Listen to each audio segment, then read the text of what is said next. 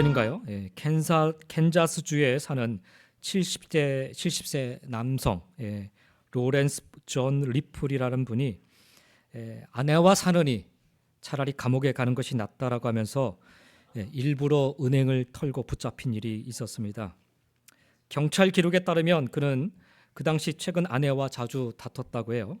사건 당일에도 아내에게 은행 강도 쪽지를 보여주며 당신이랑 사느니 차라리 감옥에 가겠다라는 말을 하고 은행으로 곧장 향했다고 합니다. 그리고는 은행에 들어가 창구 직원에게 자신이 총을 갖고 있으니까 돈을 내놓으라고 적은 쪽지를 내밀었다고 합니다. 은행 직원이 그에게 현금 2,924달러를 줬는데요. 그런데 그는 그 돈을 받고는 도망가지 않고 은행 로비에 가만히 앉아 있다가 경찰이 올 때까지 기다렸다가 순순히 붙잡혔다고 합니다. 이 70대 남성 로렌스 존 리플이라는 사람이 이혼 대신에 감옥행을 선택한 것은 감옥에 가면 매번 매 끼마다 공짜 식사와 또 무료 의료 서비스를 받을 수 있기 때문이었다고 합니다. 하지만 그 이후에 열린 재판에서 판사는 그의 계획을 무산시키며 이 사람에게 석방 명령을 내렸다고 합니다. 잘못된 선택의 한 예가 아닌가 싶습니다. 물론 잘 대접받기를 원하는 그런 마음은 얼마든지 이해를 할 수 있겠지만 그러나 방법이 틀렸죠. 우리는 매일같이 극단적인 이런 예는 아닐지라도 수많은 선택을 하며 살아갑니다. 매일매일 똑같은 일상이라 할지라도 그 속에서도 우리는 여러 가지 경우의 수를 따져가며 다양한 선택을 하며 살아갑니다. 그러한 선택들 중 바른 선택도 있지만 바르지 못한 혹은 잘못된 선택들도 있습니다. 그것은 우리의 신앙도 예외는 아닌 것 같습니다.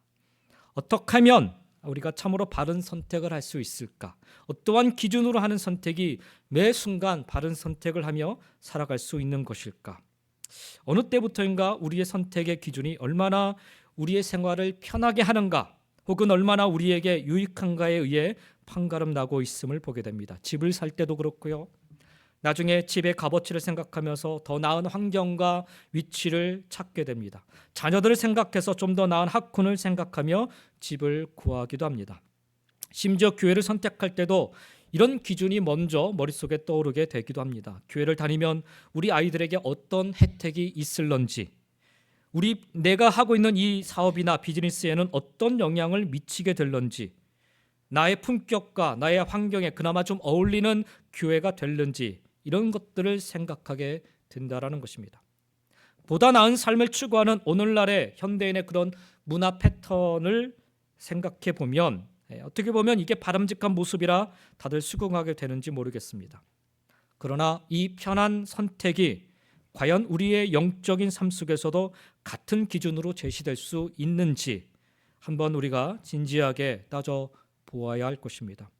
오늘 여호수아서 말씀, 이 말씀은 여호수아가 이제 마지막 자신의 인생을 정리하면서 이스라엘 백성들을 모아놓고 그들에게 아주 중요한 고백을 하고 있는 내용입니다. 일종의 여호수아의 유언과도 같습니다.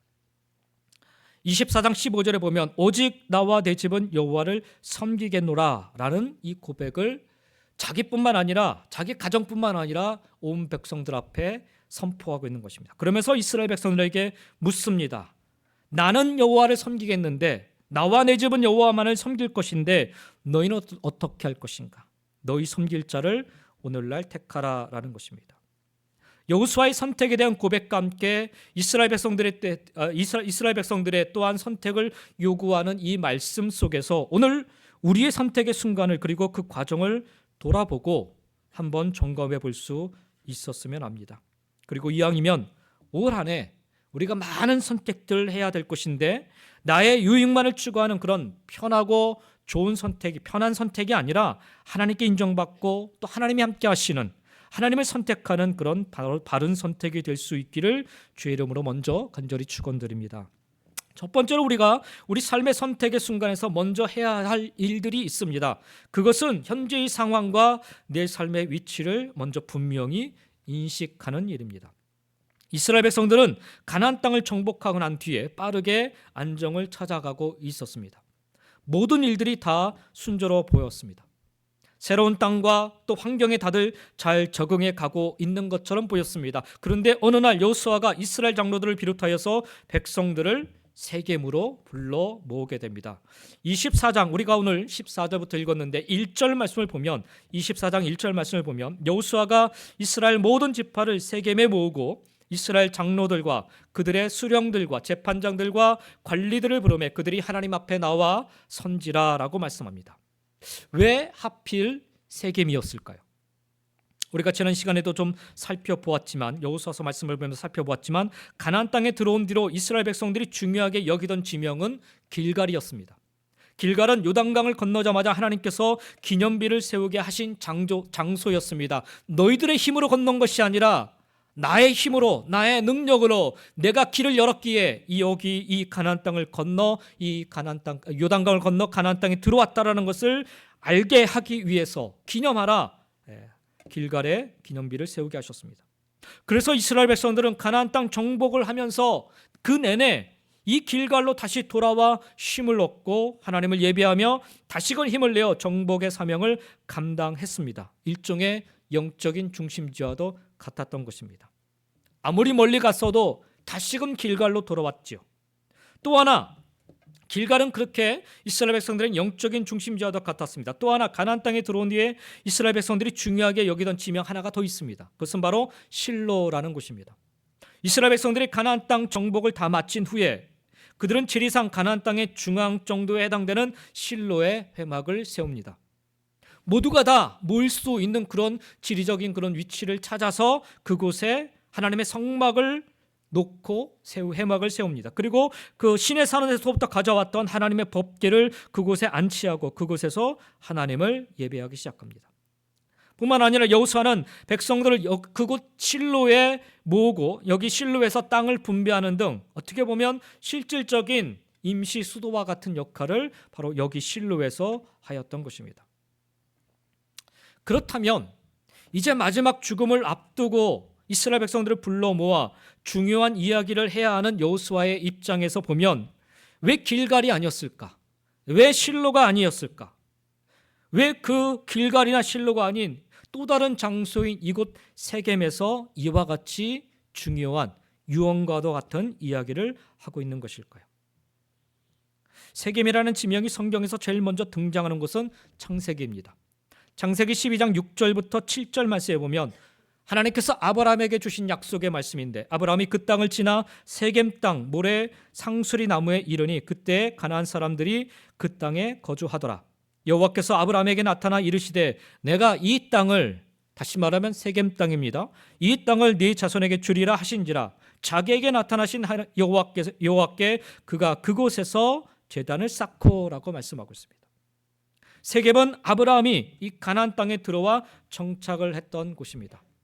무엇보다 하나님께서 그에게 나타나 가나안 땅을 주시겠다라고 약속하셨던 장소가 바로 이곳 세겜입니다. 그래서인지 아브라함은 이 세겜에 장막을 쳤고 그곳에 제단을 쌓았던 것입니다. 여호수아는 바로 하나님께서 우리의 조상 아브라함에게 하신 이 약속을 신실하게 이루셨음을 이스라엘 백성들에게 상기시켜 주고자 이곳 세겜으로 온 백성을 불러 모았던 것입니다. 너희들이 어떻게 이곳 가나안 땅에 이르게 되었는지를, 어떻게 이 땅 가나안 땅을 차지하고 살게 되었는지, 용기가 있어서 너희들이 힘써 싸워서 지금 이렇게 가나안 땅을 차지한 것이 아님을, 하나님이 일찍이 아브라함을 통해서 약속하셨던 그 약속대로 이제 너희들이 이 땅을 차지하고 있음을, 하나님의 약속이었음을 알게 하기 위해서, 그러니 이제 어떻게 살아야 하는지를 알게 하시고자 길갈도 아닌 실로도 아닌 이곳 세겜, 하나님의 약속의 성취의 상징적 장소로 그들을 불러 모았던 것입니다. 그리고는 백성들에게 하나의 중요한 선택을 요청합니다. 나와 내 집은 여호와 하나님을 선택하기로 결정했다. 그러니 너희도 너희 소견에 좋은 것을 선택하라는 것입니다. 사실 이 같은 여호수아의 강한 외침의 배후에는 이스라엘 백성들의 급속도로 빠르게 변해만 가는 그 신앙의 타락도 한몫을 하고 있었습니다. 원래 그들이 여호와 하나님을 온전히 섬기기 위해서는 자신들이 정착한 땅에서 일정 시간과 거리를 여행하면서 실로라는 곳에 가서 예배를 드려야만 했습니다. 바로 그곳에 여호와의 법궤를 모신 회막이 자리 잡고 있었기 때문이죠. 이전까지는 법궤를 중심으로 이동을 하였고 성막 중심으로 거처를 마련하여 생활을 하였기 때문에 특별히 여호와 하나님을 섬기는데 그리 불편함은 없었습니다. 그런데 이제 가나안 땅에 들어오고 난 뒤에 각자 새로운 땅에서 정착할 가나안 땅을 분배받고 난 뒤에 그곳에서 나름 생활 터전을 일구며 살아가게 된 지금으로서는 실로까지 가서 굳이 예배를 드려야 하나, 이런 의구심이 들기도 하였을 것입니다. 그나마 요단강 서편에 자리 잡은 지파들은 좀 나은 편이었습니다. 요단강 동편에서는 이미 땅을 분배받은 지파들은 요 강을 건너 여기 실로까지 가서 예배 드리며 신앙생활하기란 여간 힘든 일이 아니었지요. 그래서 요단 동편에 있던 지파들이 궁여지책으로 요단 동편 강가에 또 하나의 기념비를 세우게 됩니다. 자신들의 신앙의 정체성을 지속하고자 하는 그런 취지로 세운 일이었습니다. 그런데 그 이면에는 조금 더 편하게 우리가 한번 신앙생활 해보자, 이런 것들이 깔리고 있었던 거죠. 그런데 이런 일들이 발단이 돼서 요단강을 중심으로 이스라엘 지파들이 마음이 나눠지게 됐어요. 그리고 큰 싸움이 벌어질 위기에 처하게 된 것입니다. 이 모든 일들이 다 조금 더 편한 신앙생활을 하고자 하는 그런 그들 나름대로의 이유와 선택에서 시작이 되었던 것입니다. 가나안 땅 곳곳에 흩어져 지내던 이스라엘 백성들의 생활 역시 별반 다르지는 않았습니다. 하나님의 법궤 중심에서 성막 중심에서 조금씩 멀어져만 가던 이스라엘 백성들은 어느새 하나님의 약속을 잊고는 가나안 땅에 이미 자리 잡고 있던 우상들의 눈길을 주기 시작을 했습니다. 그 우상 문화에 조금씩 젖어들기 시작을 했습니다. 실로까지 가던, 하나님께 예배하고자 실로까지 가던 발걸음들이 점차 뜸해지더니 이제는 가나안 땅 우상들을 섬기는 일도 괜찮아 보이기 시작했습니다. 뭐 가나안 땅의 우상을 우리가 하나님으로 섬기고 하나님으로 믿고 섬기면 되지. 사실 애굽에서 이미 섬겨 보았던 경력이 있었던 터라 여호와 하나님을 섬기는 일이나 가나안 땅 신들을 섬기는 일이나 그다지 달라 보이지 않아 보였던 것입니다. 아니 어쩌면 이곳 가나안 땅의 신들이 조금 더 세련되게 보였는지도 모릅니다. 자신들이 생각하기에 훨씬 근사해 보이고 조금 더 발전된 형태의 제사 의식 이런 것들로 인하여서 좀 유행을 앞서가는 그런 세대들로 비춰졌는지도 모릅니다. 그래서 굳이 멀리 시간을 내어 여행을 하면서까지 신앙생활할 필요가 없이 이제는 가까운 곳에서 이제는 좀 편하게 내가 좋아하는 방식으로 예배를 드리며 신앙생활할 수 있다라는 이런 자부심까지 갖게 되었는지 모르겠습니다. 그런데 문제는 그런 모습들이, 그런 삶의 모습들이 여호와 하나님을 섬기는 신앙을 무너뜨리기 시작했다라는 거예요. 요단강을 건너고 여리고성을 무너뜨리고 가나안 족속들을 하나 둘씩 무너뜨리며 정복해 가던 하나님만을 의지하며 하나님의 은혜와 능력을 체험하며 살아가던 그들의 신앙이 조금씩 균열을 갖게 되더니 어느새 흔들리기 시작한 것입니다. 하나님의 역사하심을 매일매일 체험하던, 하나님의 임재하심을 매일매일 경험하던 그들의 신앙이 흔들리기 시작한 것입니다. 그래서 여호수아는 다름 아닌 이들의 신앙의 현주소를 조목조목 지적하며 그들로 하여금 지금 어떠한 신앙의 위치에 놓여 있는지, 지금 어떤 신앙의 상황에 놓여 있는지를 불러놓고 이야기를 하고 있는 것입니다. 14절의 말씀을 다시 한번 보시면 너희의 조상들이 강 저쪽과 애굽에서 섬기던 신들을 치워 버리라 말씀합니다. 15절의 말씀에 보면 만일 여호와를 섬기는 것이 너희에게 좋지 않게 보이거든 너희 조상들이 강 저쪽에서 섬기던 신들이든지 또는 너희가 거주하는 땅에 있는 아모리 족속들의 신들이든지 너희가 섬길 자를 오늘 택하라, 그렇게 얘기합니다. 이 여호수아의 말씀 속에는 이스라엘 백성들이 지금 어떠한 신앙의 상태에 놓여 있는지를 그대로 드러내고 있어요. 하나님의 약속하신 요단강 이편 가나안 땅에 이미 들어와 있음에도 불구하고 그 약속의 현장에서 은혜와 축복을 누리며 살고 있음에도 불구하고 여전히 강 저편 애굽에서 섬기던 신들을 끌어안고 살아가고 있는 이스라엘의 모습이라는 거예요. 그리고 가나안 땅 안에 아모리 족속들이 섬기던 우상들에 그대로 노출되어 그것을 즐기고 그것을 마냥 좋아라 하는 이스라엘의 모습이라는 거예요. 이 모습이 바로 이스라엘 백성들의 삶의 현 주소였던 것입니다. 사랑하는 성도 여러분, 지금 내가 어떠한 위치에 어떠한 상황에 놓여 있는지를 분명하게 인식하는 것이 매우 중요합니다. 이것은 바른 선택을 위한 첫걸음이 되기 때문인 것입니다. 지금 내가 어떤 선택을 하며 살고 있는지를 돌아볼 수 있기 때문인 것입니다. 여러분은 지금 어디에 놓여 있습니까? 여러분은 지금 어떤 상황에 놓여 있으신지요? 어떻게 지금 이 자리에까지 오게 되셨는지요? 분명한 내 삶을 향한 인식이야말로 바른 선택을 위한 전제 조건이며 우리가 가장 먼저 해야 할 일인 것입니다. 올 한해 우리가 한 발 한 발 하나님과 동행하며 살기를 원하신다면 나는 지금 어떤 상황에 놓여 있는지를 분명하게 확인하시기 바랍니다. 두 번째로 하나님을 선택하기에 우리가 해야 할 일은 이제부터는 제거하는 일을 해야 됩니다. 14절 말씀이죠. 그러므로 이제는 여호와를 경외하며 온전함과 진실함으로 그를 섬기라. 너희의 조상들이 강 저쪽과 애굽에서 섬기던 신들을 치워버리고 여호와만 섬기라 말씀합니다. 이어지는 23절의 말씀 속에서도 여호수아가 이르되 그러면 이제 너희 중에 있는 이방 신들을 치워버리고 라고 이야기를 합니다.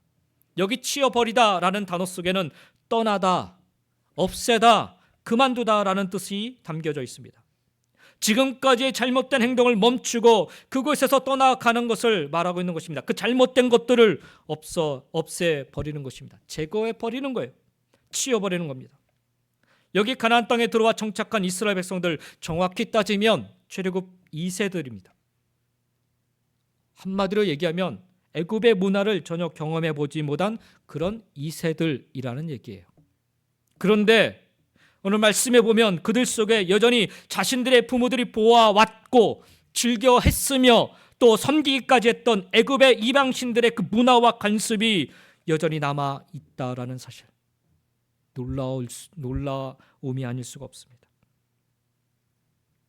죄악은요, 이렇게 소리 소문 없이 우리가 굳이 전하려 애쓰지 않아도 자연스럽게 다음 세대로 흘러가고 있음을 보게 됩니다. 이 당시뿐만 아니라 지금도 마찬가지. 죄악의 전염성은 참으로 강력하고 무섭기까지 합니다.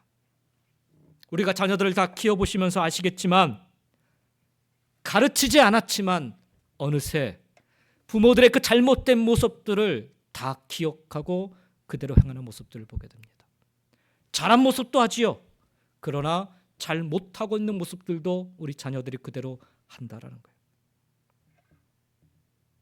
오늘날 우리 부모들이 정신을 똑바로 차리고 이 세상을 살아가야 하는 이유가 바로 여기에 있습니다. 제대로 신앙생활하지 않고 대충 어영부영 신앙생활하는 모습을 우리 자녀들에게 그대로 노출한다면, 적당히 세상과 죄악과 타협하며 살아가는 모습이 우리 자녀들에게 지속적으로 노출된다면 우리 자녀 세대들을 통한 하나님의 놀라운 축복과 은혜는 계속해서 이어질 수 없다라는 사실, 우리가 기억할 수 있었으면 좋겠습니다. 따라서 우리는 우리 삶 속의 우상을, 잘못된 우리의 태도와 관습과 문화와 가치관 등을 과감히 제거해야 하는 것입니다. 우리가 1월 1일부터 해서 요한 1서, 2서, 3서 말씀을 우리가 나누고 있는데, 매주 토요일마다 우리가 새벽 시간을 통해서 이 말씀들을 여러고 나눌 것인데, 지난 어제 시간에 우리가 이 말씀을 나누면서 하나님과 어떻게 동행하는 삶을 살 것인가, 회개하는 삶이라는 것을 요한일서 1장에서는 분명히 밝히고 있습니다. 회개, 돌이킴의 삶입니다. 내 안에 있는 잘못된 들을 하나님의 말씀을 통하여 하나씩 보면서 제거해 버리는 것입니다. 제거해 나가야 됩니다. 그것이 바로 하나님과 동행하는 삶이에요. 우리가 하나님을 어떻게 선택할 것인가, 우리 안에 있는 이 잘못된 우상들을, 잘못된 그런 죄악들을 드러내셔야 됩니다. 사실 여기 우상 이야기가 나와서 하는 말씀인데, 우리가 우리 삶 속에서 가장 중요하게 여기고 섬기는 것이 바로 우리 시대, 우리 삶 속에 있는 우상들일 수 있습니다. 그것이 건강일 수도 있고요, 그것이 물질일 수도 있고, 혹은 그것이 우리의 자녀일 수도 있습니다. 하나님보다 앞서 섬기는 그 어떤 것이 될 때 그것이 오늘 우리 시대의 우상이 될 수 있다라는 거예요. 하나님께서 시내산에서 모세에게 율법을 제정하여 주시면서 십계명을 주시지 않으셨습니까? 그 첫 계명이 너는 나 외에 다른 신들을 네게 있게 말지니라 라는 말씀입니다. 하나님보다 중요하게 여기는 것들은 다 우상임을 분명히 가르쳐 주고 있는 말씀입니다. 우리가 잘 아는 것처럼 아브라함이 자식 이삭을 언제 얻었어요? 100세에 얻었습니다. 100세. 그러니 얼마나 귀하겠습니까? 그런데 그 아들을 하나님께서 모리아 산에서 바치라 명령하십니다. 아브라함에게 있어서 이삭은 어쩌면 하나님보다 앞서 중요하게 여기고 생각하던 그런 자녀였을 것입니다. 그러니 자기의 그 몸중에서 난 이스마엘, 원래 그 아들을 이스마엘을 자기의 후손으로 여기지 않았었습니까? 그런데 이삭이 태어나고 나니까 이스마엘을 내쫓잖아요. 그만큼 이삭을 아브라함은 귀하게 여겼어요. 그런데 그 이삭을 하나님이 제물로 바치라 했어요. 3일 길을 가면서 아브라함의 마음속에 말로 표현 못할 고민과 갈등이 있었을 것입니다. 그러나 3일 길을 지나 모리아산에 다다라 이삭을 제물로 바치고자 결단했을 때 하나님은 아브라함을 향해 이렇게 말씀하십니다. 내가 이제야 네가 하나님을 경외하는 줄을 아노라. 어쩌면 이삭을 자기 인생의 1순위에 놓고 살았던 아브라함이 이제 그 1순위에서 자기 인생의 1순위의 이삭을 내려놓고 하나님을 그 자리에 모시니 비로소 진정으로 하나님을 경외하는 삶을 살게 되었다라는 거예요. 가나안 땅에 들어가 이제 정착하게 된 이스라엘 백성들에게는 어느새 참으로 중요하게 여기게 되는 것들이 많이 생겨나게 되었습니다. 이제 자신들의 소유 땅이 생기지 않았습니까? 그러니 그 땅을 부지런히 가꾸어 번성해가는 기쁨이 생긴 것입니다. 매번 옮겨 다니던 수고에서 벗어나 이제는 안정된 삶을 살게 된 것입니다. 그리고 정착한 땅에서 비로소 안정되게 자녀들을 키우고 행복한 가정을 꾸릴 수 있게 되었습니다. 우리 여기 미국 이민 와서 신앙생활 하시는 분들 다 경험해 보셨지만 우리 이민 생활 특징적인 것 중에 하나가 뭐냐면 수도 없이 이사하며 지내야 되는 순간들이잖아요. 저도 이사 엄청나게 많이 했습니다. 보따리를 풀지 못해서 한동안은 제가 그 3단짜리 이민 가방에 짐을 그대로 놓고 1년 넘게 그렇게 지냈던 적도 있습니다. 언제 또 쫓겨나서 이사 가야 될지 모르니까. 직장 마찬가지 않아요? 수도 없이 직장을 옮겨 다녀야 했던 순간들. 제가 목회만 한 게 아니라 저도 목사가 되기 전에 전도사로 있을 때 이것저것 많이 해봤습니다. 간판도 만들어봤고 세탁소에 가서 주름도 쫙쫙 피면서 그렇게도 해보고 여러 가지 많이 컴퓨터도 만들어보고 문화센터에서 컴퓨터 강의도 해보고 수도 없이 직장을 다녀야 돼. 그래서 불안한 거예요. 근데 어느 순간 이제 안정이 찾고 나면 이게 참 이 편안한 삶이 얼마나 좋은지 그 행복한 순간이 어느새 하나님을 내 삶의 중심에서 밀어내고 말게 된다라는 거죠. 이스라엘 백성들이 그랬어요. 하나님이 그들의 눈앞에서 보이지 않게 된 것입니다. 하나님을 모실 자리에 어느 순간 다른 것들이 차지하고 만 것입니다. 사랑하는 성도 여러분, 우리 안의 우상을, 이방신을, 잘못된 가치관과 문화와 관습을 지워버리시기 바랍니다. 여러분의 삶에 하나님보다 앞선 그 무엇인가를 제거해 버리시기 바랍니다. 제거해 버려야 여러분의 삶 속에 하나님이 비로소 보이게 됩니다. 치워버려야 하나님을 모실 자리가 생기는 거예요. 제거해 버려야만 하나님의 은혜가 임하게 되는 것입니다. 그게 중요하지 않다라는 게 아니에요. 그걸 하나님보다 우선으로 두면 안 된다라는 것입니다. 그걸 하나님보다 우선으로 두면 하나님이 보이지 않아요. 하나님 모실 자리가 안 생기는 거예요. 자꾸 하나님과 멀어지게 되는 거죠. 여호수아는 너희의 조상들이 강저쪽과 애굽에서 섬기던 신들을 치워버리고 여호와만 섬기라 이렇게 말씀하고 있습니다.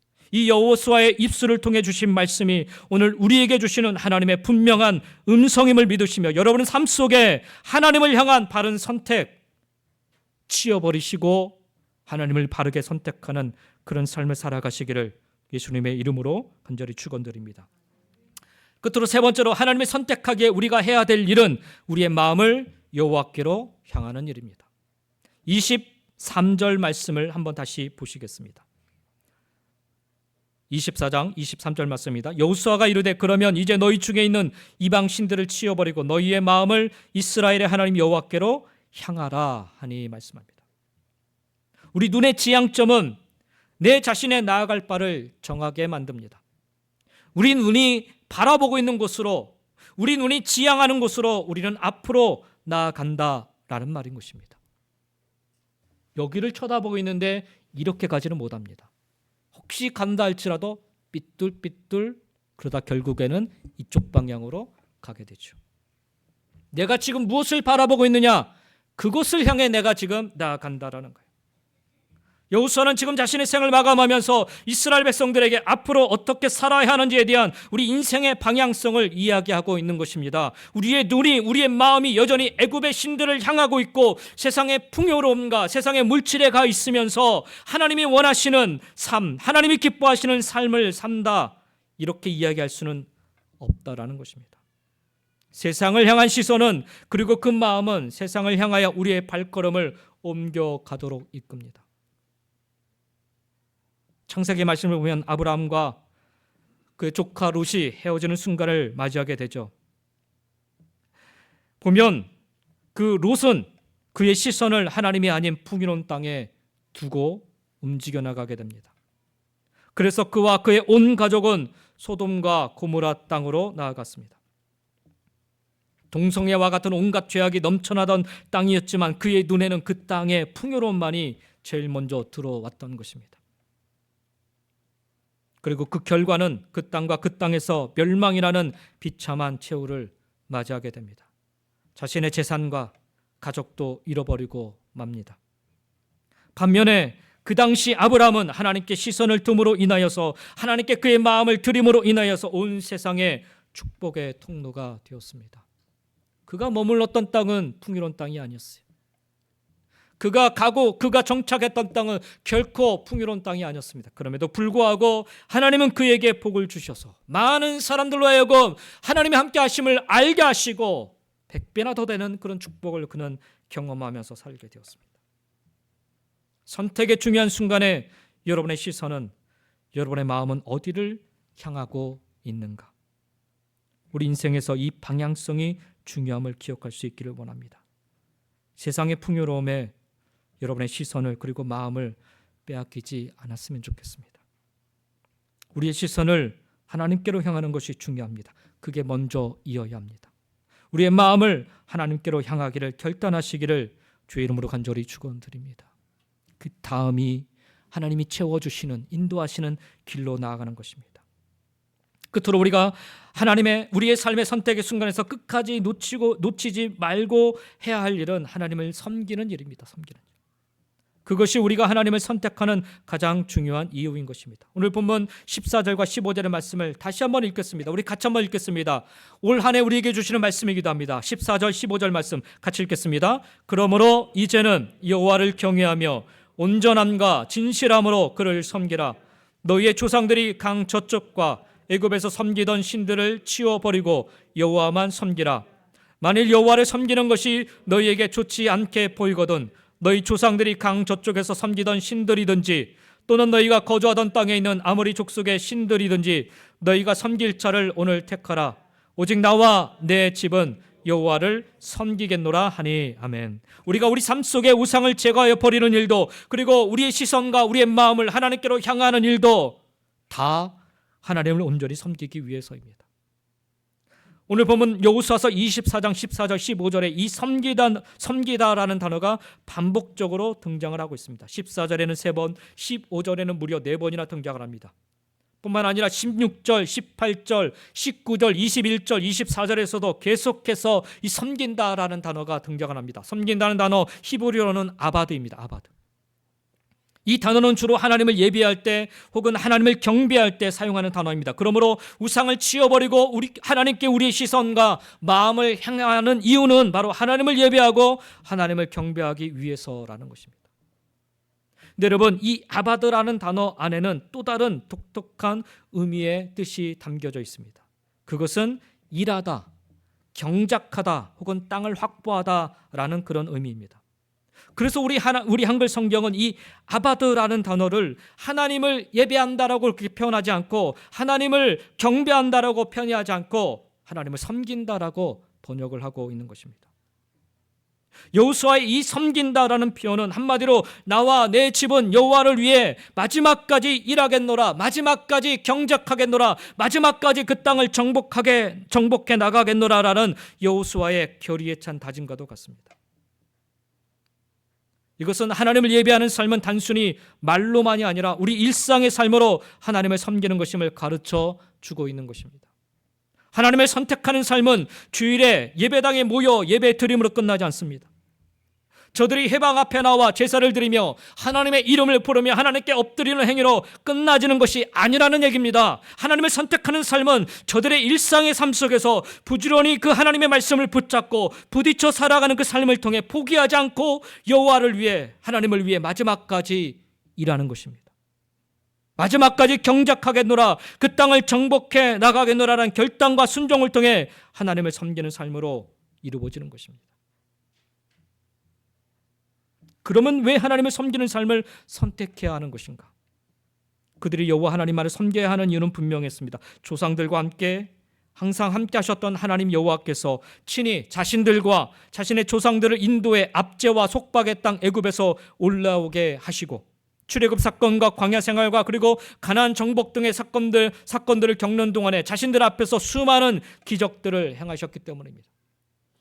뿐만 아니라 그들의 모든 길과 행함 속에 함께 하시며 그들을 지켜주셨기 때문입니다. 한마디로 이스라엘 백성들의 고백처럼 그는 우리 하나님이시기 때문인 것입니다. 따라서 이스라엘 백성들로서는 여호와 하나님을 섬기지 않으면 안 되는 것입니다. 그러나 그보다 더 중요한 이유는 그들이 이제 약속의 땅 가나안 땅에 들어왔기 때문입니다. 약속의 성취, 그 현장에 서 있기 때문입니다. 여호수아는 이스라엘 백성들에게 아브라함으로부터 시작된 하나님의 약속으로 인하여서 지금 이 땅에 거하게 되었음을 구체적으로 설명하면서 이제는 여호와를 경외하며 온전함과 진실함으로 그를 섬기라라고 부르짖고 있는 것입니다.